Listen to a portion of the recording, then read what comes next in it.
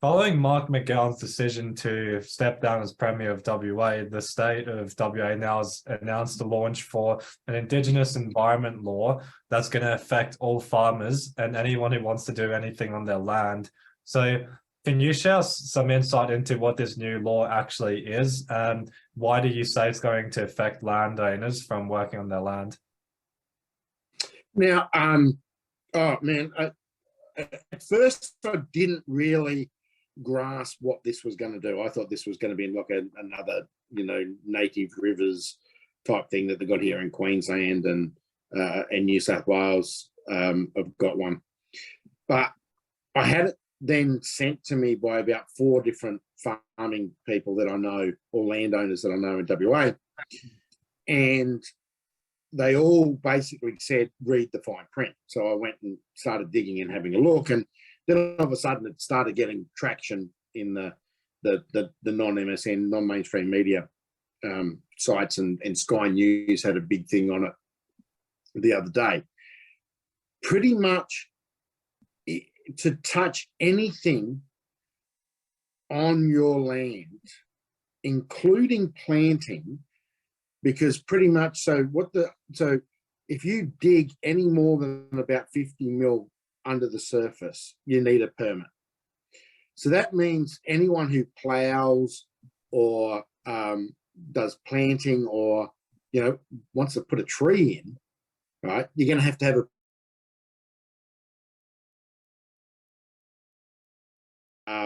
divert a water course, even do any building. You're going to have, not only now do you have to have the building permit, but you're going to have this Indigenous environment law satisfied. So there's another investigative report and another thing that you're going to have to do. You've got all these bits and pieces that are normal life on the land, or not even in your own backyard. How many times do you go and put a pergola up or something and you dig more than 50 mil into the server, or put a kid's swing set up? So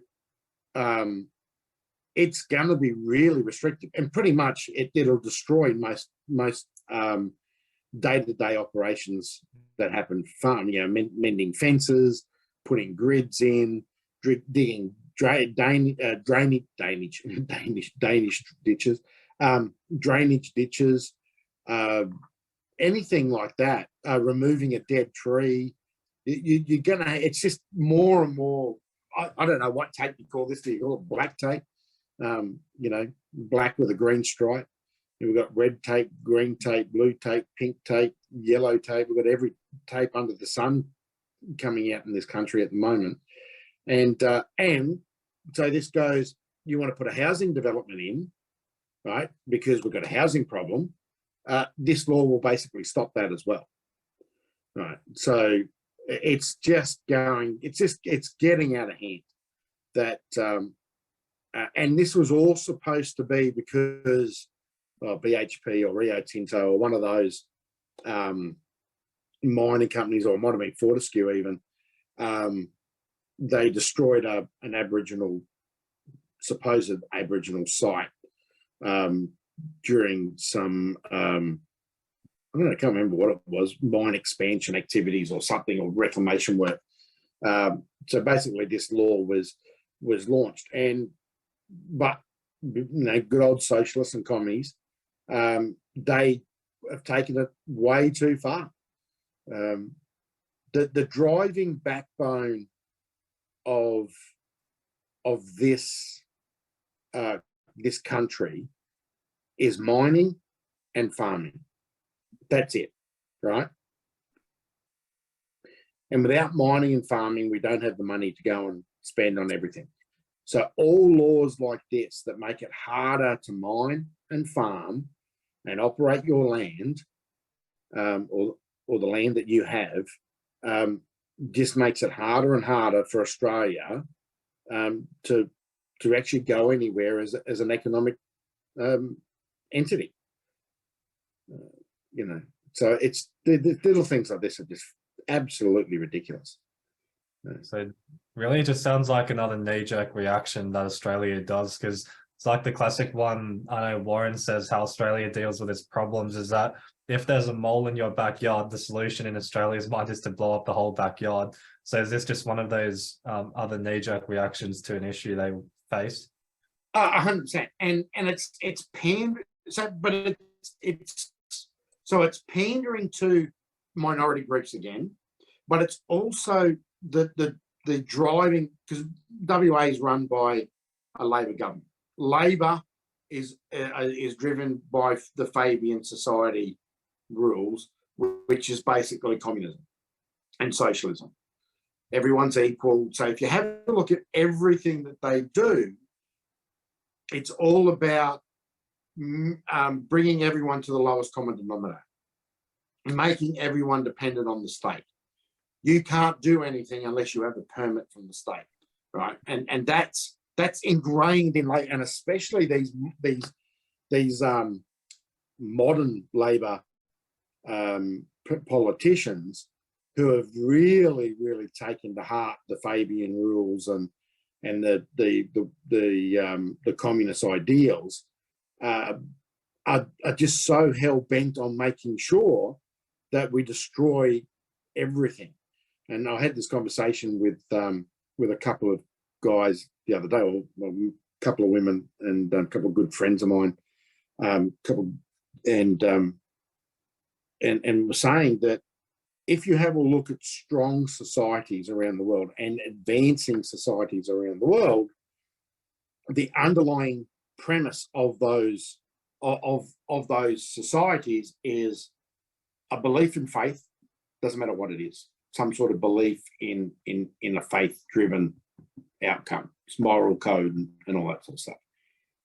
Family values, right? So an adherence to a traditional family value, right? And then on the other side is some form of prosperity. Okay. So, and then the biggest thing that you get, if you have a look, the countries that are building the new empire have that built into them, right? They have that, the faith, moral values, family, and an aim on prosperity.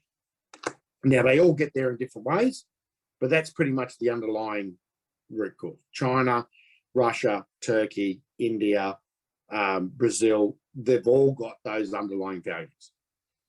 But in the West, we are destroying those underlying values because that then destroys society.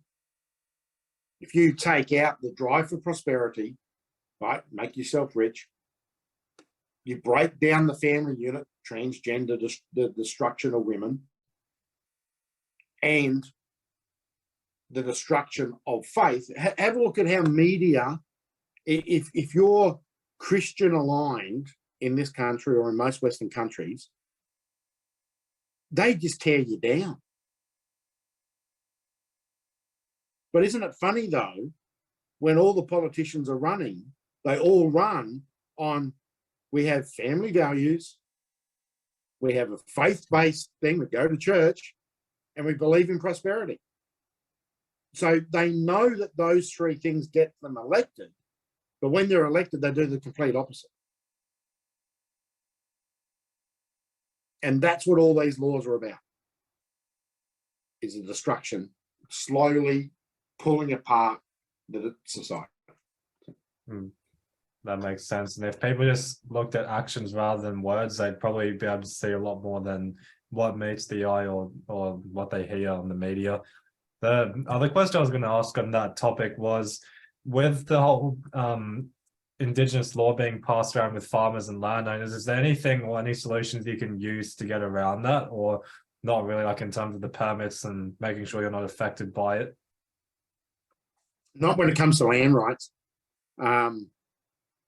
It's really hard to get around a lot of that land rights stuff.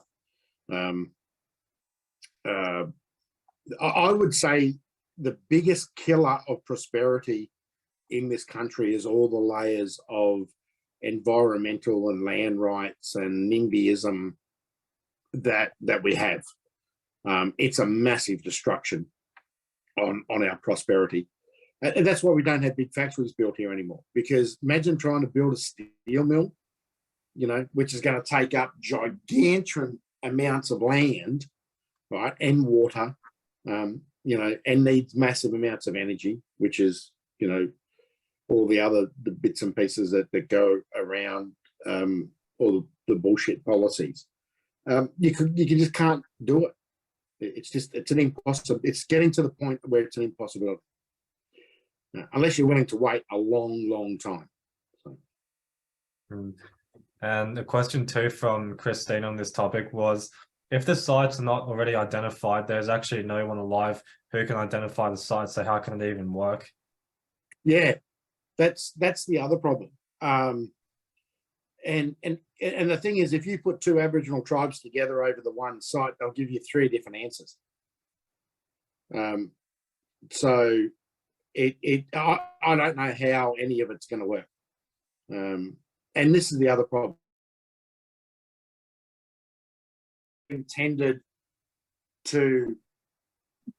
It's not intended to do what it's proclaimed to do, so that they haven't actually worked out that part and don't care that part won't work.